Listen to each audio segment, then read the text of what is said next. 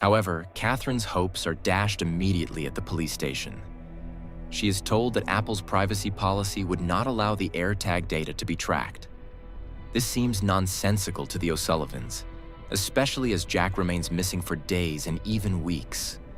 During a further conversation with the police, the investigators suggest that they have now tried to evaluate the AirTag. However, without success. The battery of the tracking device was apparently empty. Catherine replies that this could hardly be the case. At 6 p.m., Jack had shown her how the AirTag worked. Catherine also says that she's been in touch with Apple's customer service. They told her that the AirTag would show the last location even if the battery was empty. I don't have an AirTag myself, but if you do, please feel free to share your experiences with it in the comments, including how the battery life is. Catherine always brings up the AirTag with the police. At some point, the police changed their story and said that something must have been wrong with the settings, and that's why it couldn't be located. The police are said to have last told Catherine that the AirTag was not registered to Jack, but to his ex-girlfriend. That is why they were unable to access the data. However, Jack's ex-girlfriend denies ever having anything to do with an AirTag, let alone that Jack would ever carry something with him that she had registered. The fact is that the AirTag data has not been accessed to date, even though it could play an important role in the investigation. Jack's route is well documented by the surveillance cameras, but after the recording at 3:40 a.m., he is nowhere to be found. Catherine O'Sullivan is very critical of the police, if only because of the AirTag issue. She finds it completely incomprehensible that the data could not or should not be read for some reason. On top of that, the police initially overlooked the video recordings from the Plimsoll swing bridge. Catherine is sure that her son can be seen on them. However, she found these recordings herself and later submitted them to the police. Without her initiative, the police would have missed a possible piece of Jack's last journey.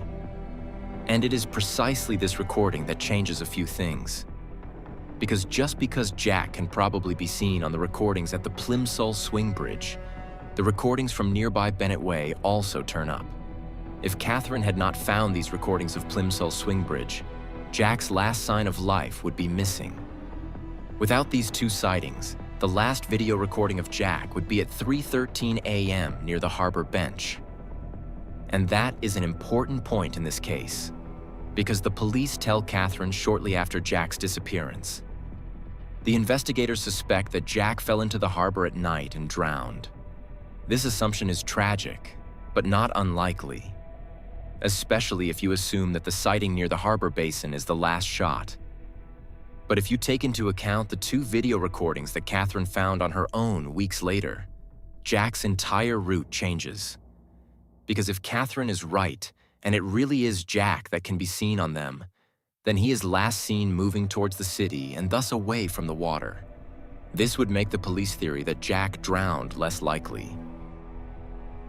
I can see Jack on that last piece of footage. I can see him walking in a straight line with purpose.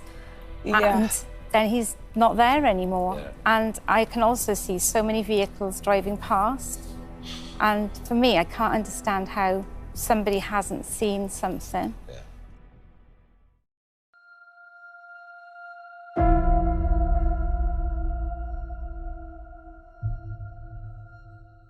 Another glimmer of hope is the Find My Friends app, which Jack has installed on his phone.